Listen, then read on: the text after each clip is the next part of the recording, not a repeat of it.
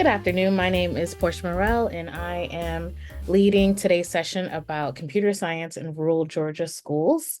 I've been with the company for 2 years, and prior to that, I was a computer science teacher in the classroom in New York. To get access to these slides, you can go to codehs.com/GACS rural schools, and it will take you straight to this slide deck. This entire slide deck has a lot of links in it. Some of them I will highlight, and some of them you can just find in either of the slides or in the speaker notes. And so you have access to all of it. All right, so if you would like to, in the chat, you can write an introduction about what you teach, where you teach, if you use CodeHS before, if you have any experience with programming or computer science, and what you would hope to take away from this session. All right, so today's objective, I just took a piece of the description, is to discover strategies to leverage the CodeHS platform, understand the Georgia courses that we offer, and how to build community opportunities to help rural CS education programs grow and thrive, specifically in Georgia. If you do not have a CodeHS account, you do need to create an account in order to access many of the materials that are referenced in today's session, specifically the courses and just viewing any of the content in CodeHS. Some of it requires logging in or signing up. And part of that would be to get your certificate of completion, which I'll post at the end of the session again, if anyone joins late. All right, so for those of you who have never heard about CodeHS before, and this is your first time joining a session, CodeHS is a comprehensive platform for teaching computer science in elementary schools, middle schools, and high schools. We have a freemium product for middle school and high school. So as a teacher, you can sign up for free and see what CodeHS is all about for middle school and high school. And for elementary, it's more of a license thing, but you could check out a couple of sample lessons to see what elementary is like. It is all web-based computer science curriculum, and we'll learn more about what that looks like in later in this webinar. And we also offer online and offline professional development. Today, you're attending a free PD that we normally run during the summers. Sometimes we have a few others during the year, but during the summer, we have like the most free PDs offered. And in our system, we offer full software platform tools that also align with teachers and students and additional resources. So we'll jump into some of that too. And some of those things that are inside of CodeHS is being able to get instant feedback. This is for your students, and to get submissions for code in our system. So it's all in one learning system for coding. We have grading and tracking tools for teachers. And like I mentioned before, it's all web-based. So let's just talk about the lay of the land of rural schools. We'll talk about the US level and then jump into Georgia. So on the number of rural schools or rural school districts in the US is about 36,000. We could round it up to 37. And so in percentage wise, that's about 42% of districts are designed as rural schools, according to NCES statistics, and that serves about 15% of students. In the state of Georgia, 40.5% of the population in Georgia is considered rural, and you can see this map here showing the different rural districts and areas. And looking at a little bit more of statistics in Georgia, 85.3% of Georgia high school students attend a school that offers foundational computer science, but only 3.6% of students are enrolled in a computer science course. So even though the course is offered in schools, not a lot of students are taking it quite yet. And then 28.6% of students enrolled in computer science are identify as female. And then here's one more view of exposure to CS, rural versus large city and suburban. Rural/small town and large city kind of align similarly, and suburban kind of is greater access or exposure to CS. So problems facing rural communities is the lack of exposure to CS in rural communities means a lack of access to CS in schools. In many parts of the US, rural populations are growing faster than urban populations, and poverty rates are rising in rural communities. Some of those other problems is just resources and training. Oftentimes we look for PD that's in person, and if you're in a rural area, trying to get in-person training could be challenging. So having resources that you can train your teachers either in person or virtually can also help face some of those problems in rural communities.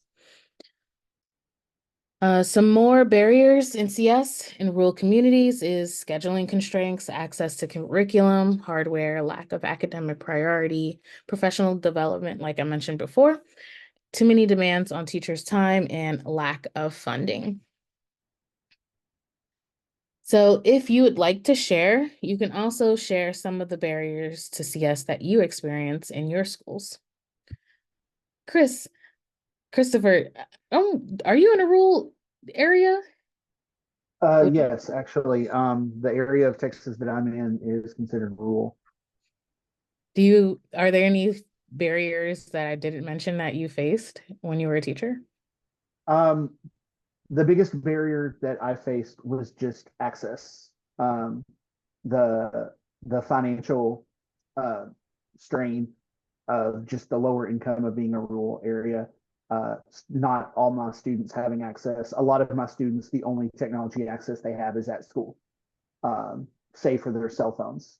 They have no outside access at home. They don't have internet access at home or anything. If they're not at school, they don't have access to anything. That was the biggest challenge that I had. And did your school find the funding to provide like Chromebooks? We were the district I was in. We were one-to-one Chromebook 5 through 12, Mm, but that doesn't really help if the students don't have internet access at home. yeah. And so we did have, they were one-to-one up through 12th grade, but again, it was internet access was an issue at home, and the outside of the physical, the constraints, the mindset of rural students, Mm, um, especially generational rural students, where they're third and fourth generation rural, um, don't have the or are in the mindset of this is the best it gets, and they don't see past their rural upbringing and the limitations that come with that. And so the buy-in wasn't always there because they didn't see the point, mm, because the rural environment was just continued generationally, and there was, again, like, there's a lot of students that didn't go to college. A lot of my students, that college was never even really considered as an option, and it's because of the area that we're in. Thank you for sharing. I know we're going to address some of the, or give some ideas of how to increase buy-in. I know with the internet issue, that can definitely be tough. I wonder how you're, like, I never grew up in a rural area, so I only think about, think the resources that I did have available to me. And I know that the library was one of my favorite places to go to be able to access technology. I wonder if in a rural district like you were in, was the library also a way to access technology and internet? Well, the town, I don't live where I taught most recently. There is no public library in the town where I taught. Mm, The closest public library is about 15 or 20 minutes either direction. Um, and where I grew up was even more rural than where I live now and where I was teaching now. And we didn't have a public library either. Now, this was 20 years ago when the internet was still dial up and it wasn't prevalent, but we had one computer lab in the high school and that was it. Uh, and so access to technology in where I grew up wasn't even a question. And it's not much better now. Uh, so, I mean, I grew up in a town with less than 3,000 people in it, and it hasn't really improved a whole lot as far as the technology access and infrastructure. Uh, there are options since again there's not a public library. Um, Restaurants and coffee shops. mm, My students would tell me that they would post up at Panera or Starbucks or McDonald's to get access to Wi-Fi. So, but yeah, there's not a public library where I was teaching, and there's two good public libraries on the in the bookended towns around it, but not actually in the town that they're in. got it. That's some good advice for using the internet for like the bigger um places that you know of, like McDonald's and Panera, because they do often have Wi-Fi access available for free. Thank you for sharing.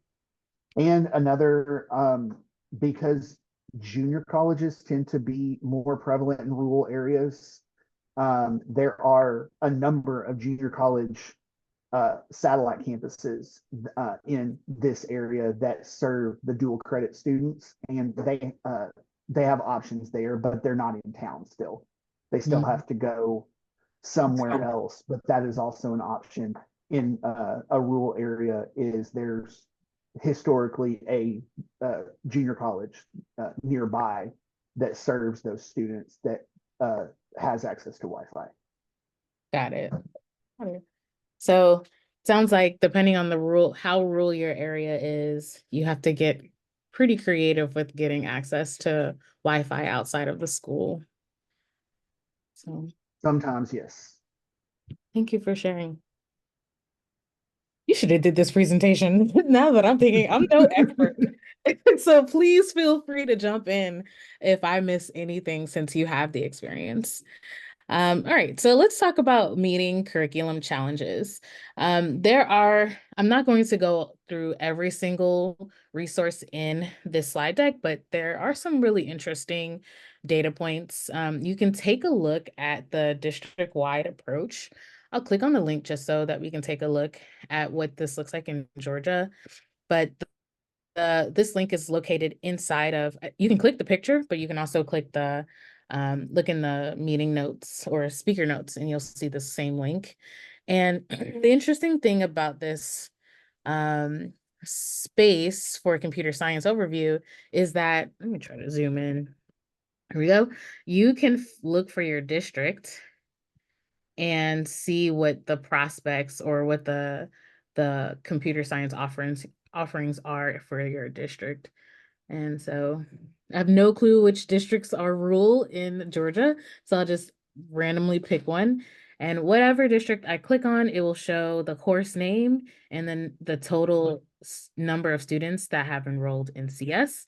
It also talks about gender, race, ethnicity, and the trend of whether or not the exposure to CS is growing or declining over time. So it's a great resource for you to take a look at just to see where your district currently is in offering CS and how it's been trending over the years. The other thing that you can check out is the Georgia Computer Science Plan. I don't think this is completely final, but you can see the current landscape and picture of the state plan for computer science. If I take a look at this right now, it's a Google Doc. It's a working Google Doc um, that has a lot of content in here that talks about building teacher capacity, diversity, and funding. And so you can definitely check this out and understand where Georgia is when it comes to computer science. And then one of the last ones is looking at Georgia instruction and assessment for CTAE, which talks about the different clusters. So this is the different clusters for information and technology, which is pretty big, or a lot of offerings for Georgia when it comes to like career tech items. So there are a lot of concepts, and we'll talk about what CodeHS offers in courses, but in the state of Georgia, there are a lot of sub areas that you can go in for information technology. And that's already, these courses and standards are set up in Georgia. And then we'll talk about the ones that CodeHS offers that align with these. And then we do have an educational guide that we did put together. I think it's being updated, but let's see if I can get this going.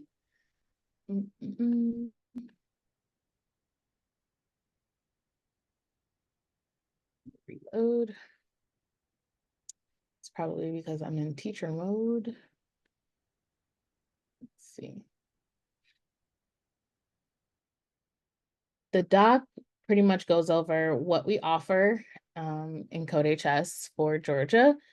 And just trying to get this to load.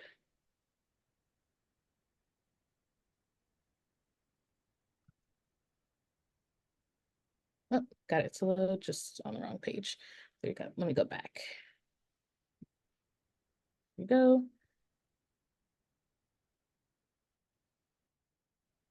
There we go.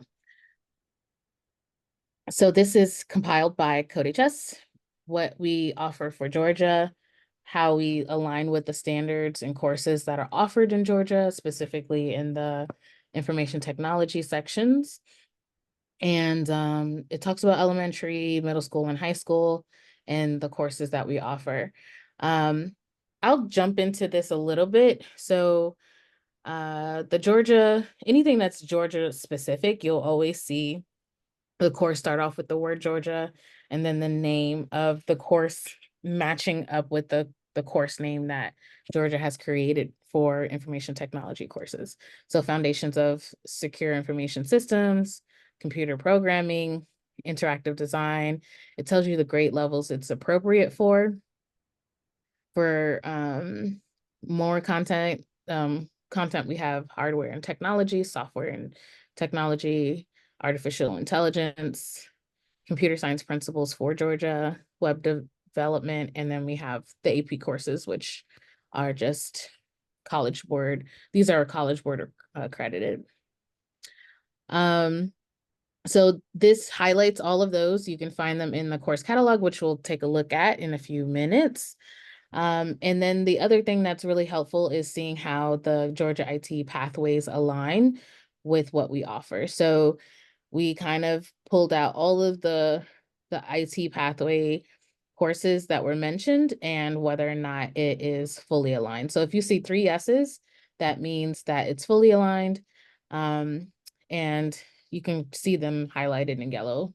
Those are all fully aligned. Everything else is partially aligned. It'll say, for example, cybersecurity, introduction to hardware technology is a yes, fully aligned. And then for introduction to cybersecurity and advanced cybersecurity, it's partial.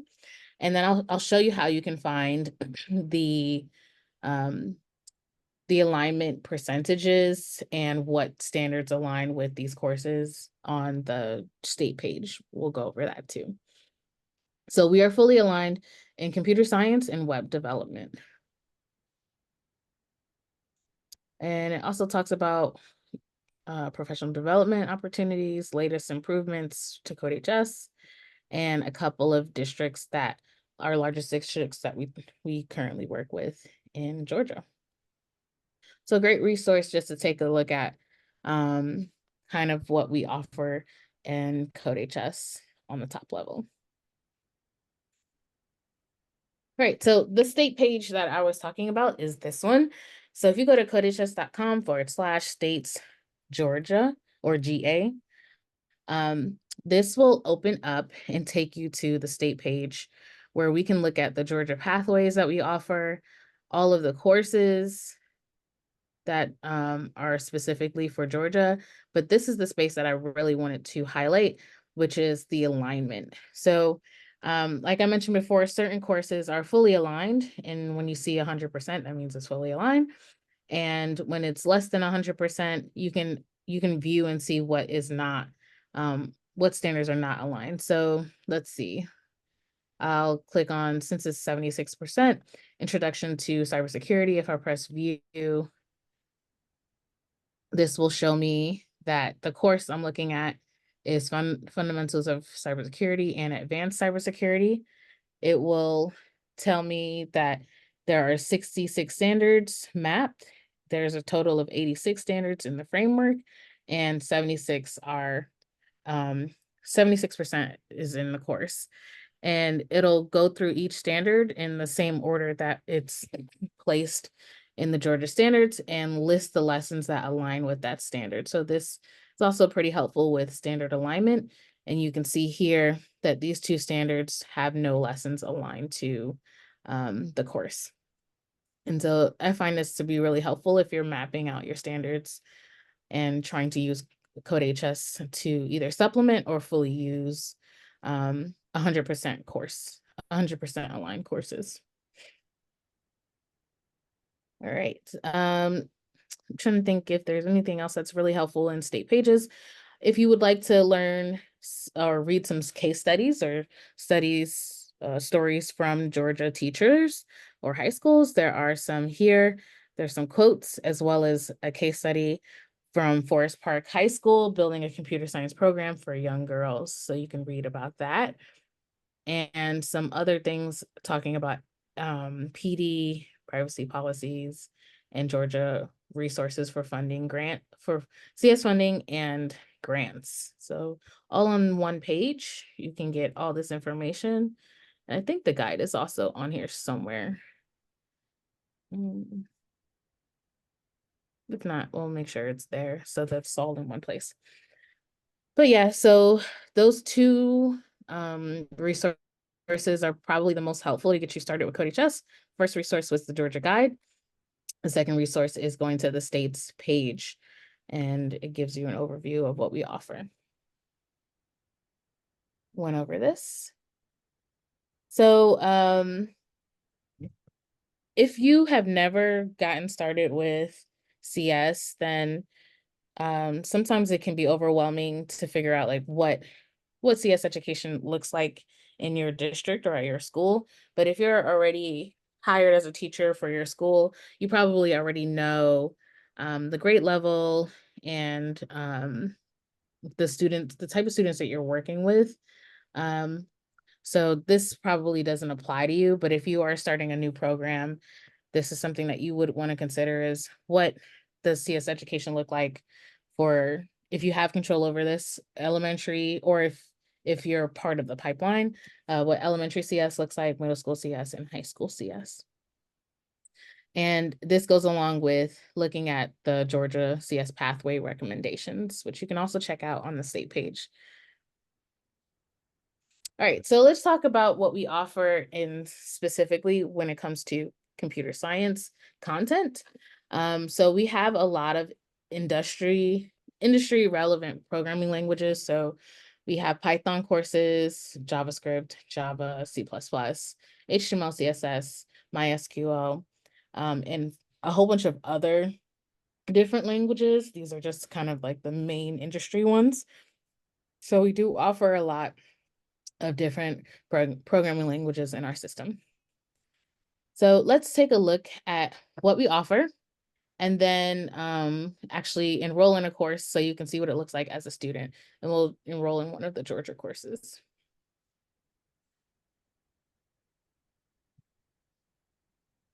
So when you sign up or log into CodeHS, I went directly to the course catalog, but you can get to the course catalog by looking on the left menu and scrolling down to curriculum and clicking on course catalog. You can also search for it in quick find, but I just scroll down and press course catalog. To get to your specific state, specifically Georgia, you'll click all where it says state and change it to Georgia. And now you're filtered to see all of Georgia courses. You can go another step forward and choose whether or not this is high school or middle school. I'll choose high school. And I can even choose a language. I won't choose a language. I'll just choose one of the courses here. Let's go with, let's go with computer science principles. So every course, what you can do as a teacher is you can add the course to your courses, which means that you can create sections where students can enroll. You can view the units. And so these are the different modules of content that are available. And if you would like, if you're trying to make your own custom course, you can assign specific modules to your course, or just take a look at what the course offers on this top level. I can also view the syllabus. The syllabus is really helpful with understanding what the course will cover, as well as giving you an idea of how to break down the content in there. So this syllabus has standards as well as how to break down the content based off of each unit.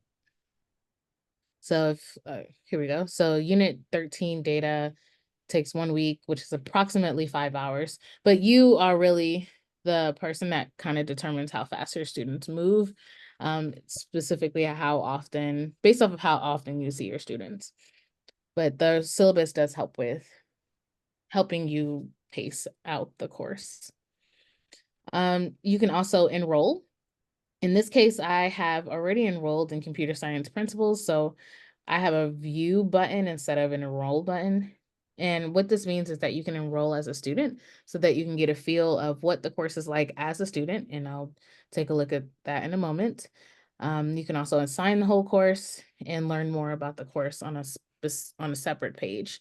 If you see the ES icon, that means that Georgia has Spanish, that it means that the course has a Spanish option.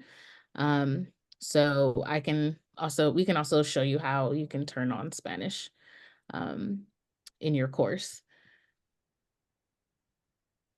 All right, so let's take a look at what a course looks like by just enrolling in one of the courses. So I mentioned before, I already pressed enroll, so I have a view button, but you can go ahead and press enroll in any course that you want to check out, and then press view to see it as a student. So this is student mode. You can tell that you're a student by looking on the top left corner. As a teacher, you have teacher and student view, and student view is to show you what the courses look like if you enroll in courses, or if you have a course and you want to view it as a student, this is the view that you're in. If I toggle down, I also see that I have a teacher option to go back to my teacher view. So the way that CodeHS works is that we start off with modules or units. So every unit is separated like this. And then inside of each module or unit, we have lessons. And then inside of each lesson, we have activities. The structure of activities goes as followed for coding, and then for non-coding, it could be a little different. We normally start off with a video or presentation, a check for understanding, some examples, exercises for them to practice, and then sometimes you see debugging or challenges as well. But so let's just take a look at what the first lesson is. This is called Introduction to Programming with Carol. And Carol is a dog that we are moving on the screen. So it's a visual type of programming language that CodeHS has created. So this is the video. As a teacher, you can either play the video with your students, or you can play the slides or go through the slides with your students. I'll play a sample of the video, which is accessible in CodeHS and on YouTube. If YouTube is blocked at your school, you can use the CodeHS version. Hi! In this video, we'll be going through an introduction to Carol. So who or what is Carol? Well, Carol is a dog who listens to your commands, and this is a picture of Carol. So programming, or coding, is really just giving commands to a computer to tell it what we want it to do.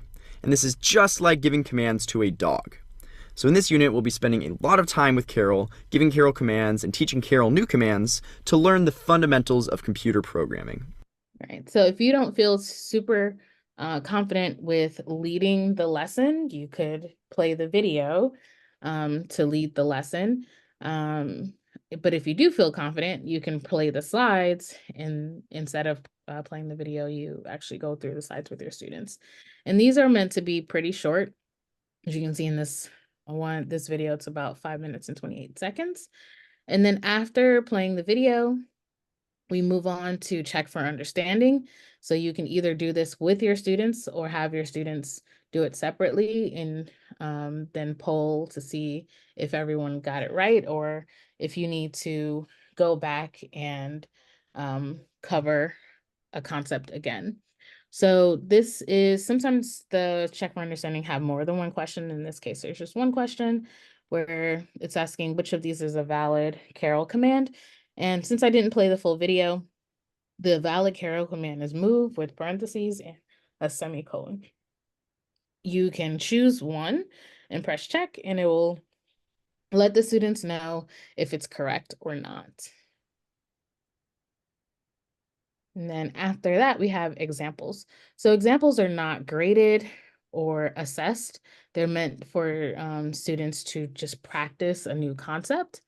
And then in this case, we are practicing the move command and putting a ball down. So students can run the program.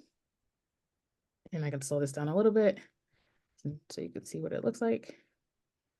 It'll step through the program. And then students can also go in here and play or investigate. You can encourage your students to modify the example to try out new things. And after the example, we have exercises. So anything that you see with the pencil icon means that we have students trying to solve a problem or solve a given exercise or assignment. So in this case, we want to write a program to have Carol move to the tennis ball and pick it up. And this is the resulting world, is that Carol is 1, 2, 3, 4 in the 5th location and also picks up the ball. So currently Carol is in the 1st location. We need to get Carol to the 5th location and also pick up the ball.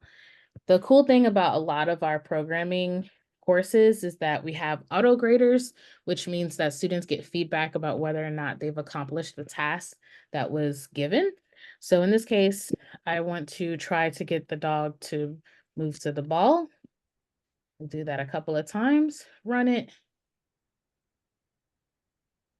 And here I have Carol at the ball. I want to check to see if I got it all right, but I did not pick up the ball, so I need to go ahead and do that. And if I forget my commands, there's some right here on the left side. Take ball is the command.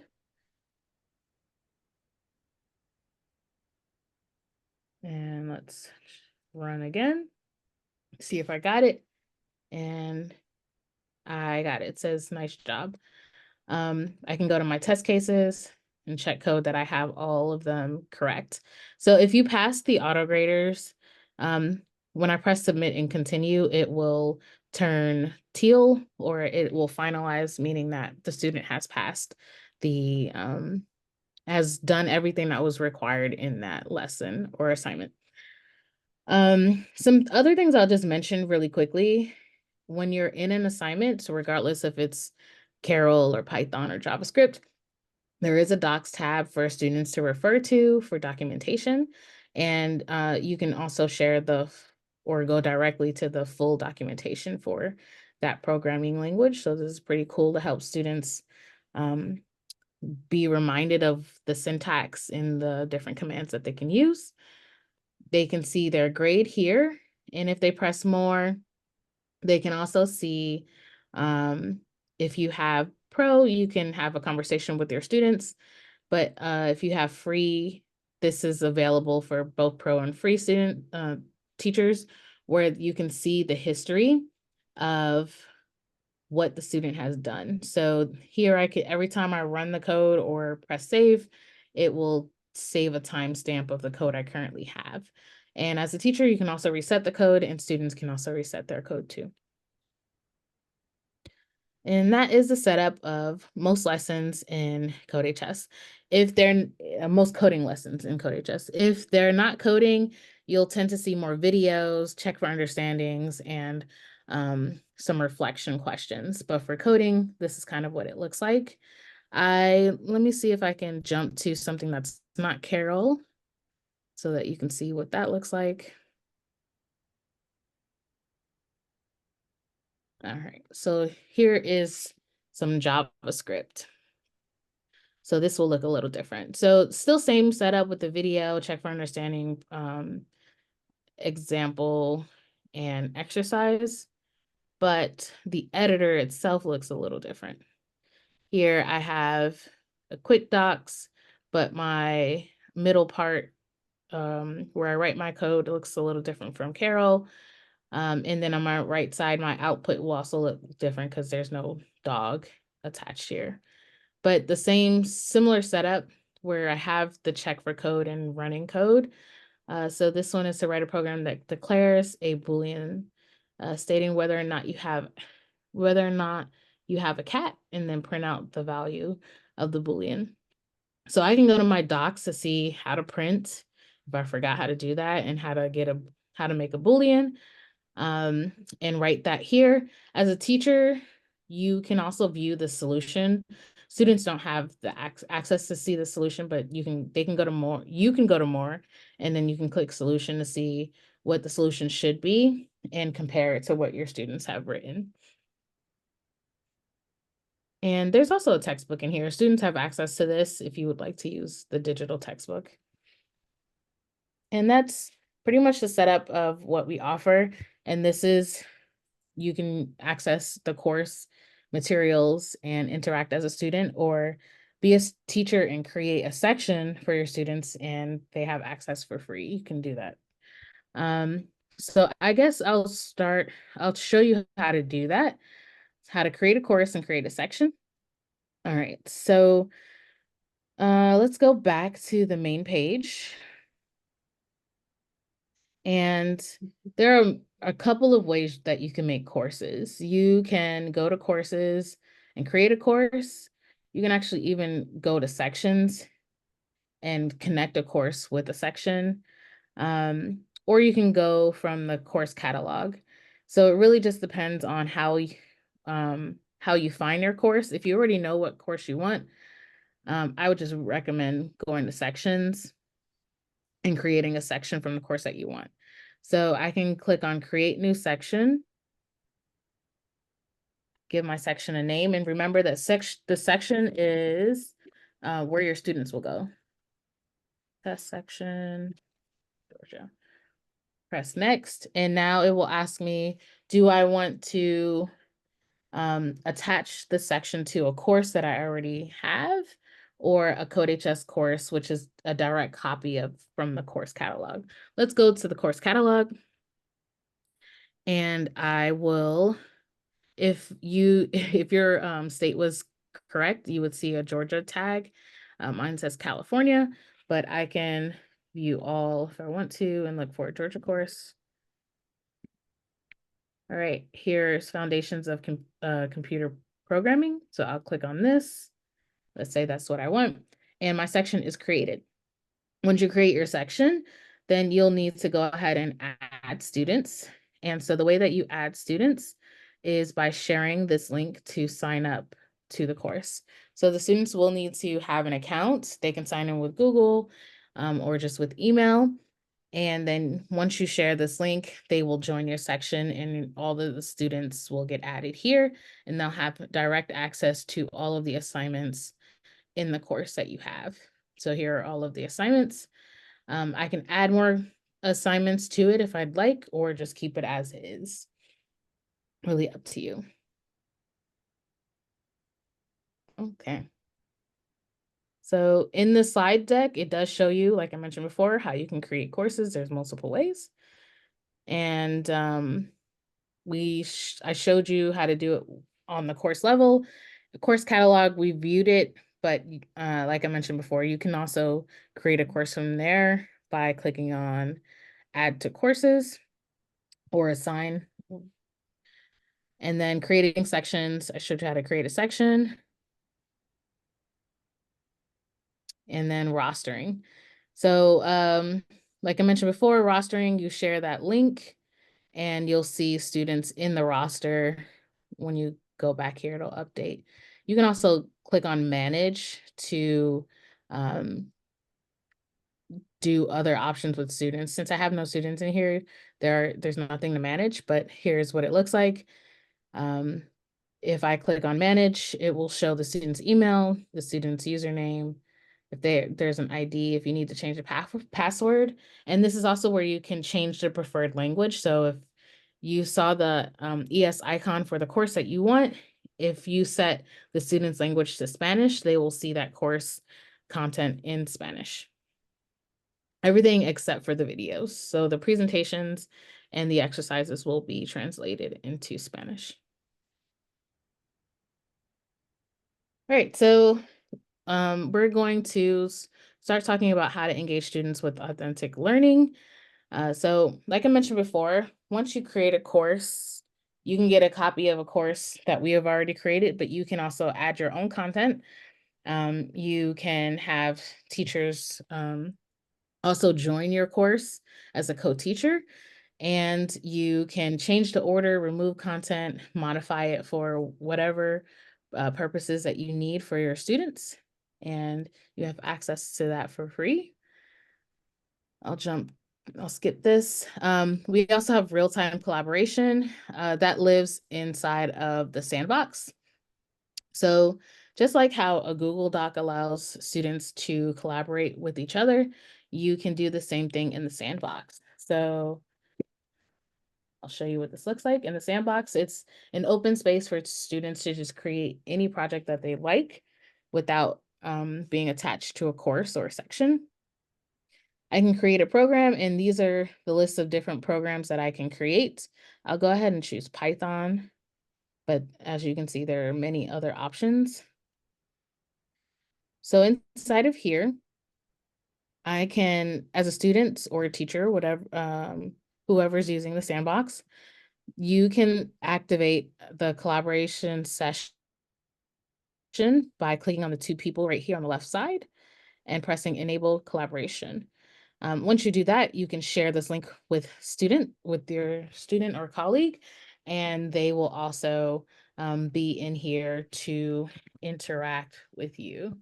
I'll drop this into the chat, Christopher, just so that they can just see that you're in here if it's possible. There you go. And so it runs just like a Google Doc. And so students and teachers have access to this. So there goes Christopher, and he can type another print statement and work together in the course. We do have a beta feature coming, being tested right now, where we have collaboration in the assignments, but that's not completely live yet. So this is right now the only place that students can collaborate is within the sandbox. Thank you, Christopher. All right. So yeah, that's the way to collaborate. And then let's talk about a couple of pedagogical ideas that you can use to help with buy-in or just connecting the dots in computer science. Because I've also noticed that sometimes students have a specific mindset about what computer science is, or believing that they can't do it. And so some of these pedagogical tools could help with that. The first one is Prim. What Prim is, it's looking at code and predicting what's happening, running it, investigating, modifying, and making something new. And so using these different concepts, you can have your students connect more dots with learning a CS concept. So predict means to discuss a program and predict what it might do before you run it. So instead of having your students just press the run button, specifically in the examples, you could talk about having them predict what might happen before you run that program, that example program. And then once you run the program, the students can test their prediction and discuss in class whether or not their prediction was correct. Investigate provides a range of activities to explore and investigate the structure of the code. So, and oftentimes in the examples, if you don't add additional activities, they kind of skip over it. So using Prim could actually help with expanding the examples to predict, to run, and also to investigate. You can give additional questions or additional things for them to try out in the example code, just so that they can see what happens and become a little bit more curious about the concept that they're learning. So here's some ideas for investigating: tracing the code, explaining the code, annotating the code by adding comments, or debugging the code. So fixing something that is broken. Next one is modify. Students can modify and edit the program, like I mentioned before. Its functionality via a sequence of increasing more challenging exercises. So just giving them things to try out, to modify or break and see if they can fix them will help with this concept. And last but not least, make. So make is kind of the exercises or doing something in the sandbox. Students can design and make a new program that uses the same structures but solves a new problem. So you can pretty much do Prim with the exercise and example codes in a lesson. The other way for buy-in is, let's say you don't have a full computer science course, but you want to find ways to add computer science to your course by taking the interdisciplinary approach. So students can connect computer science to the real world with interdisciplinary courses or content. So I'll show you where that is. So right in that course catalog, we can go in and filter by interdisciplinary as a tag. So if I select interdisciplinary as a tag, this will show me what I have. We have coding and science, coding and math, digital art, a lot of hour of code concepts that are math or science related that you can look through and add to your courses to have your students get some type of exposure to computer science, even if it's not a full course. All right, we have a few others and then we'll close out. A few other ideas. We have Coding in the Wild, which is a whole bunch of different articles about people who are in the computer science field and what they're doing in the field. Pretty cool stuff. So you can check that out. And we also have the Career Center. So the Career Center is a space where students can check out different careers and how they intersect with computer science, because there is a lot of intersectionality between the different subjects and technology. So just creating that awareness that there is an intersection between technology and another subject is really helpful to get your students to buy into it. All right, and we also have the project catalog. This allows students to, after you assign them, to test out or use their coding skills to create different projects. So that lives in the curriculum section here down in the project catalog, right under course catalog. So you have access to that too. All right, so these are other ways to buy in outside of CodeHS. You have the NC WIT program. You have Girls Who Code. I was a facilitator for Girls Code. There's a few others like you can do after school programs. I think there used to be, I think there's still, it's called Technovation. It's a girl competition to build a mobile app. So that one's also, there's a lot of different options to get to at least start off with maybe an after school program or a club where to get or increase more buy-in into computer science. All right, finally, making connections. Like I mentioned before, you can add co-teachers to your CodeHS. Show you that quickly, that it lives on your section. So if I go to my sections and choose the section that I had and go to invite, well, not invite. Where is it?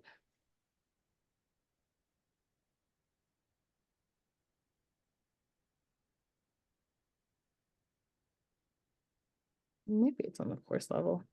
I think I have a picture. Let me see. Oh, here it is. So go to sections and then settings and then roster management. There we go. Sections, settings, and then roster management. This is where you can add a teacher via email or sending them this or following these instructions. All right. You can also get connected with colleagues and community members. CSTA is normally the biggest one. So you can find your CSTA chapter by going to csteachers.org to find that. Social media is also a big one, state organizations as well. And if you join csteachers.org, you can also find out that there are a lot of different interesting PD opportunities there too. Oops, I didn't want to click that. Ah. All right. Georgia also has Georgia CSTA and a few others. So you can click on these to see what is going on in Georgia. We also have a Facebook page full of educators that you can join. And we have other opportunities for PD funding. There is on the Georgia state page resources for how you can get funding for your district. And then there's just more opportunities that you can do. We offer a GACE course, and all of the many of the resources that are in the slides are kind of linked up on this top level on this slide 72. And here are some other resources that we have. You can take the webinar feedback, and here are the upcoming webinars after this. So we have teaching cybersecurity on the 29th, getting started with teaching CS in middle school on the 30th, new game development in Unity on the 30th, collaborating with AI on the August 1st, and then teaching game development in Unity on the 6th. You can register at codehs.com/free PD. And this is where you can find all the upcoming events that we offer for free to learn more about things that we offer. For Georgia, let's see, are there any other Georgia things? I think this might be it. But even though these are not Georgia specific, these are subject specific. So if you want to learn more about cybersecurity, middle school, Unity, which is a new game design course that we have, or collaborating with AI, you can definitely join us for our upcoming sessions. And I thank you for coming today. Christopher, I don't know if I missed anything about rule things, but let me know. I have 3 minutes. Anything I should go back to? No, it all kind of depends on the how rural the area is and how invested the district is as well. If the district sees it as a priority, they will work to increase the availability and try to overcome some of the inherent hurdles in rural areas. There's a lot of factors that play into the success of computer science in rural areas. Thanks for sharing. Yeah, so depending on how rural or your situation is, there are definitely going to be some hurdles. We hope that you found some resources, even to just, possibly start an after-school program or a school club, or even just use some of the material as supplemental material if you don't have a full computer science course. And yeah, the funding page for Georgia is probably super helpful to find funding there. And like I mentioned before, to get access to CodeHS as a teacher and to set up courses as a student for students is free. There are the teacher tools that are not free. That's the pro part. But just to get started today, you can get access and check out to see what works for your students. If you are interested in bringing CodeHS to your school or district, you can go to codehs.com/learn more and fill out the form, and a sales representative will get back to you about like what options are available to you. I thank you for joining us today. An hour runs pretty quickly, but I hope that you found some value. Thank you.